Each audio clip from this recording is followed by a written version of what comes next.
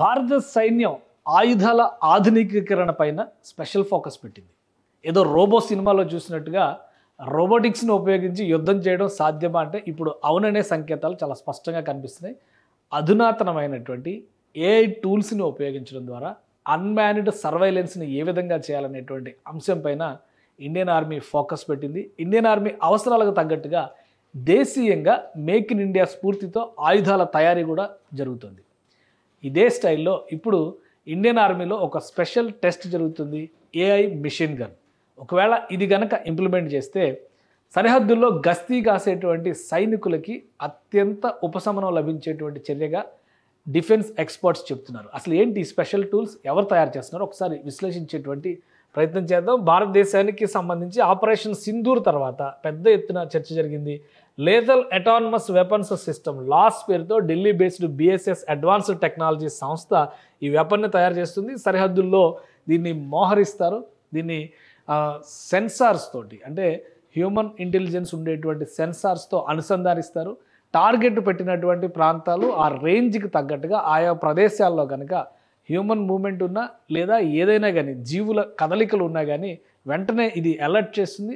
Alert చేసినటువంటి ప్రాంతాన్ని మాన్యువల్గా పరిశీలిస్తారు. ఎందుకంటే ఆటోమేటిక్ ఫైరింగ్ అనేటువంటి ఆప్షన్లోకి వెళితే అక్కడ సాధారణ పౌరులు వచ్చినా కానీ ప్రమాదం సంభవించేటువంటి అవకాశం ఉంటుంది. కాబట్టి దీనికి సెకండ్ పాయింట్, చెక్ పాయింట్ కింద వచ్చినటువంటి అలర్ట్ని సైనికులే పరిశీలించి అక్కడ చర్యలు తీసుకోవచ్చా లేదా అనేటువంటి అంశాన్ని ఇండికేట్ చేస్తారు. ఇది బిఎస్ఎస్ అడ్వాన్స్డ్ టెక్నాలజీ సంస్థ, ఢిల్లీకి చెందినటువంటి సంస్థ. ఇది మేక్ ఇన్ ఇండియా స్పిరిట్లో భాగంగా తయారు చేస్తుంది. సో ఇక్కడ 3D డిటెక్ట్ అని చెప్పని, డిటెక్ట్, డిసైడ్, డిస్ట్రాయ్ దీని క్యాప్షన్ అది. ఒకసారి డిటెక్ట్ చేసిన తర్వాత అలర్ట్ చేస్తుంది. ఆ అలర్ట్ చేసిన దాన్ని ఓకే అని కన్ఫర్మేషన్ వచ్చిన తర్వాతే టార్గెట్ ఫిక్స్ అవుతుంది. అంటే మనం ఇప్పుడు కీబోర్డ్ వారియర్స్ గురించి మాట్లాడుతూ ఉంటాం. కీబోర్డ్ పట్టుకొని ఏది పడితే అది కొట్టేవాళ్ళు. కానీ ఇక్కడ ఈ కీబోర్డ్ వారియర్స్ ఎలా ఉంటారంటే ఒక్కసారి డిటెక్ట్ అయిన తర్వాత డిసైడ్ చేశారంటే కనుక, వీళ్ళు కమాండ్ ఇచ్చారంటే కనుక అవతల టార్గెట్ ఈ విధంగా తుత్తినీలు అయిపోయేటువంటి అవకాశం ఉంటుంది. సో ఆల్రెడీ వీటి టెస్టింగ్ జమ్మూ కాశ్మీర్లో ఎక్కువగా హై రేంజ్ మౌంటైన్స్ పైన సర్వైలెన్స్ జరుగుతూ ఉంటుంది. కాబట్టి ఈ విధంగా వాటిని ఇంటిగ్రేటెడ్ సిస్టమ్స్గా భారత డిఫెన్స్ మినిస్ట్రీ ఇచ్చినటువంటి క్లియరెన్స్ తర్వాత బిఎస్ఎస్ సంస్థ వీటిని టెస్ట్ చేస్తుంది. ఇదే కాదు, మరొక ఆసక్తికరమైనటువంటి ఆయుధాన్ని కూడా బిఎస్ఎస్ సంస్థ తయారు చేసింది. ప్రధానంగా మన జవాన్లు, మన సైనికులు, మన సోల్జర్స్ ప్రాణాలను కాపాడేటువంటి వ్యవస్థగా ఇది ఫ్యూచర్లో మారబోతుందని చెప్పని బిఎస్ఎస్ సంస్థ చెప్తుంది. ఈ సంస్థకి సంబంధించినటువంటి మరొక ఆయుధాన్ని జమ్మూ కాశ్మీర్లో ప్రయోగిస్తున్నారు, పరిశీలిస్తున్నారు. సో దీనికి సంబంధించినటువంటి విషయాన్ని కూడా మనం ఒకసారి చూద్దాం. ఇది లో ఆల్టిట్యూడ్ హై ఎగ్జిలిటీ డ్రోన్ ప్లాట్ఫామ్ పైన ఉపయోగించేటువంటి లో ఫ్లయింగ్ టాక్టికల్ డ్రోన్ వార్ఫేర్ ఇది. సో ఇంటిగ్రేట్ చేస్తారు. ఇది అసాల్ట్ రైఫిల్తో డ్రోన్ ఇంటిగ్రేట్ చేస్తారు. అసాల్ట్ రైఫిల్ అంటే మామూలుగా మనకు తెలిసిందే ఒక ఫైరింగ్ గన్ లాంటిది. ఈ రైఫిల్ని డ్రోన్కి ఇంటిగ్రేట్ చేయడం వలన జరిగేటువంటి పరిణామం. ఈ విధంగా డ్రోన్కి రైఫిల్ ఇంటిగ్రేట్ చేస్తారు. ఇది రైఫిల్ ఇక్కడ నుంచి మనం చూస్తే కనుక స్క్రీన్లో కనిపిస్తుంది. ఇది రైఫిల్, ఇది డ్రోను. సో డ్రోను ఈ రైఫిల్ని క్యారీ చేస్తుంది. ఒకసారి ఆకాశంలోకి ఎగిరిన తర్వాత పరిసర ప్రాంతాలన్నింటిలో కూడా సర్వైలెన్స్ చేస్తుంది. అక్కడ అనుమానాస్పద కదలికలు ఉన్నా కానీ డ్రోన్లో ఎలా అయితే మనం కింద స్క్రీన్లో మానిటర్ చేస్తూ ఉంటామో అదే తరహాలో సైనికులు మానిటర్ చేయడానికి అవకాశం ఉంది. ఇది లో ఆల్టిట్యూడ్ అంటే తక్కువ ఎత్తులో ఎగిరేటువంటిది. సరిహద్దుకి ముఖ్యంగా రాజస్థాన్ లాంటి ప్రాంతాల్లో ఉండేటువంటి సరిహద్దులు రెండు కూడా ఉపరితలం, సమతల ఉపరితలం పైన జరిగేటువంటి పోరాటాలు అవి. అవతల వైపు నుంచి చూసి జరిగేటువంటి వాటిని పర్యవేక్షించాలంటే కొంత ఎత్తులోకి వెళ్ళి పరిశీలించాల్సి ఉంటుంది. సో ఆ సమయంలో ఈ వెపన్ పెద్ద ఎత్తున ఉపయోగపడుతుందని చెప్పని బిఎస్ఎస్ సంస్థ చెబుతుంది. డ్రోన్తో ఇంటిగ్రేట్ చేయడం వల్ల అక్కడ కనిపించినటువంటి దృశ్యాన్ని టార్గెట్ చేస్తే ఈ విధంగా ఫైర్ చేయడానికి కూడా అవకాశం ఉంటుంది. కేవలం మనం షూట్ చేస్తాం, ఈ షూట్ కాదు, వీడియో షూట్ కాదు, ఏకంగా ఇక్కడ షూట్ చేస్తే ఎగిరిపోయేటువంటి అవకాశం ఉంటుంది. సో ఈ రెండు వెపన్స్ని కూడా బిఎస్ఎస్ సంస్థ తయారు చేసింది. ప్రిలిమినరీ టెస్ట్లన్నీ కూడా క్లియర్ అయినాయి. వీటిని డిఫెన్స్ మినిస్ట్రీ క్లియర్ చేసింది.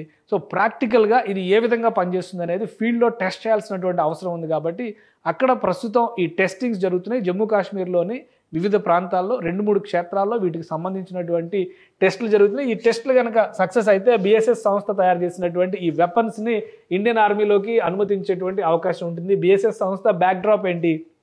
డిఫెన్స్ రంగ ఎక్స్పర్ట్స్గా ఉన్నటువంటి కొంతమంది ఔత్సాహికులు భారతదేశం ప్రారంభించినటువంటి మేక్ ఇన్ ఇండియా స్పిరిట్తో బిఎస్ఎస్ అడ్వాన్స్డ్ టెక్నాలజీస్ పేరుతో ఈ సంస్థని స్థాపించారు. Bharat supply and support advance technologies దీని ఫుల్ ఫామ్. ఈ ప్రైవేట్ లిమిటెడ్గా ఇది ఆవిర్భవించింది. Has been incorporated to undertake research, design, develop, manufacture, assemble and test advance next generation technologies and equipment.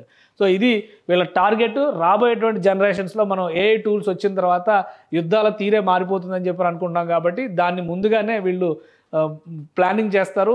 Future విజన్తో దానికి కావాల్సినటువంటి ప్రోటోటైప్స్ని డెవలప్ చేస్తారు. ఈ ప్రోటోటైప్స్ని రకరకాల ప్రయోగాల తర్వాత డిఫెన్స్ ముందర ఉంచుతారు. భారత డిఫెన్స్ శాఖ అంటే రక్షణ శాఖ కనుక క్లియరెన్స్ ఇస్తే అందులో కూడా ఎక్స్పర్ట్స్ టీం ఉంటుంది. వాళ్ళు క్లియరెన్స్ ఇస్తే దాన్ని ప్రయోగించడానికి మార్గం సుగమవుతుంది. కొన్నాళ్ల పాటు టెస్ట్ అంటే మనం ఇప్పుడు బీటా వెర్షన్స్ అని చెప్పిన ఎలా అయితే టెస్ట్ చేస్తాం సాఫ్ట్వేర్లో, అలాగే ఈ బీటా వెర్షన్స్ లాంటి వాటిని ప్రయోగాత్మకంగా టెస్ట్ చేసి చూస్తారు. ఆ టెస్టులు కూడా పాస్ అయిన తర్వాత కొన్ని సెలెక్ట్ చేసినటువంటి ప్రాంతాలు, ఎంపిక చేసినటువంటి ప్రదేశాల్లో వీటిని మోహరిస్తారు. రిజల్ట్స్ బాగుంటే కనుక కాశ్మీర్ లాంటి చోట్ల, ఎత్తైనటువంటి ప్రాంతాల నుంచి టార్గెట్స్ని చూడాల్సినటువంటి చోట్ల, ముఖ్యంగా సియాచిన్ లాంటి చోట్ల, మనుషులు ఉండలేనటువంటి వాతావరణం ఉన్నటువంటి ప్రదేశాల్లో వీటిని డిప్లాయ్ చేయడం ద్వారా మళ్ళీ వాటిని అందులో ఆల్రెడీ టార్గెట్ డిసైడ్ ఆ తర్వాత డిస్ట్రాయ్ అనేటువంటి కాన్సెప్ట్ ఇచ్చారు కాబట్టి ఒకసారి కనబడిందంటే దాన్ని మళ్ళీ డిసైడ్ చేసి మాన్యువల్గా కమాండ్స్ ఇచ్చిన తర్వాత అటాక్స్ జరుగుతాయి. అలాంటి ఎక్విప్మెంట్ని ఈ సంస్థ తయారు చేస్తుంది. ఇది ఒక స్టార్టప్. ఒక రకంగా చెప్పాలంటే it has been established under the startup India initiative of the government of India. So ఇందులో చాలామంది ఐఐటిఎన్స్ కానీ డిఫెన్స్ రంగ ఎక్స్పర్ట్స్ కానీ వీళ్ళందరూ కూడా వర్క్ చేస్తున్నారు. ఈ ప్రొఫైల్ అంతా కూడా చూస్తే కనుక founder, promoters, directors and majority shareholders of BSS advance technologies are possessing rich experience, expertise and in depth knowledge in this domain. So ఈ రక్షణ రంగ వ్యవహారాలకు సంబంధించినటువంటి ఉత్పత్తుల్లో వీరికి అత్యంత నైపుణ్యం, అనుభవం ఉంది కాబట్టి ఈ వ్యవస్థలను ఏర్పాటు చేసినట్టుగా చెప్తున్నారు. రకరకాల సర్వీసెస్ కూడా ఇస్తున్నారు.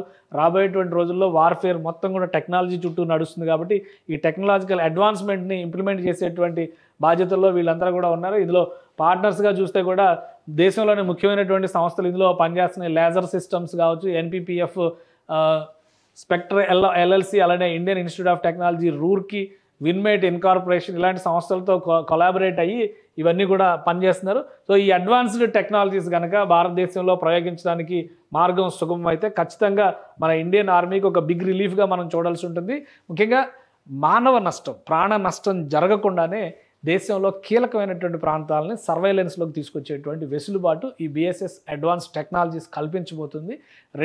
రెండు దఫాలుగా తయారు చేసినటువంటి ఈ ఆయుధాలకి ఇండియన్ డిఫెన్స్ మినిస్ట్రీ క్లియరెన్స్ ఇచ్చింది. ఇప్పుడు ఇవి ఫీల్డ్లో టెస్ట్లో ఉన్నాయి. ఈ టెస్ట్లు పాస్ అయిన తర్వాత పైలట్ ప్రాజెక్టుగా కొన్ని ప్రాంతాల్లో డిప్లాయ్మెంట్ చేయడానికి భారత సైన్యం, భారత ప్రభుత్వం ఇప్పటికే ప్రణాళికల్ని సిద్ధం చేసింది. రాబోయేటువంటి రోజుల్లో మరింతగా మానవ వనరులని తగ్గించుకుని, అంటే మానవ వనరులను తగ్గించడం అంటే ఆర్మీని తీసేస్తారని కాదు, మానవ వనరుల ప్రమేయాన్ని తగ్గించి యుద్ధాన్ని ఏ విధంగా చేయాలి, అందుకని ఫ్యూచర్ యుద్ధాలన్నీ కూడా ఆ విధంగానే ఉంటాయి. ఆపరేషన్ సింధూర్ సమయంలో మనం చూసినటువంటి కొన్ని సందర్భాలు, సంఘటనలు చూస్తే గతంలో పౌరాణిక సినిమాల్లో చూసినట్టుగా ఆయుధాన్ని ఆయుధమే ఛేదిస్తుంది, మనుషులు దానికి వెళ్లాల్సిన అవసరం లేదు. కాబట్టి ఆయుధం వచ్చిన చోట ప్రయోగం ఏ విధంగా చేయాలి, మొత్తం కూడా టెక్నాలజీ బేస్డ్ యుద్ధమే ఫ్యూచర్లో జరగబోతుంది. కాబట్టి భారతదేశానికి సంబంధించినటువంటి రక్షణ రంగ వ్యవస్థలన్నిటినీ కూడా అధునాతనంగా మలిచేటువంటి ప్రక్రియలో భారత ప్రభుత్వం ఇటువంటి టెక్నాలజీస్ని ప్రయోగాత్మకంగా ప్రవేశపెడుతోంది.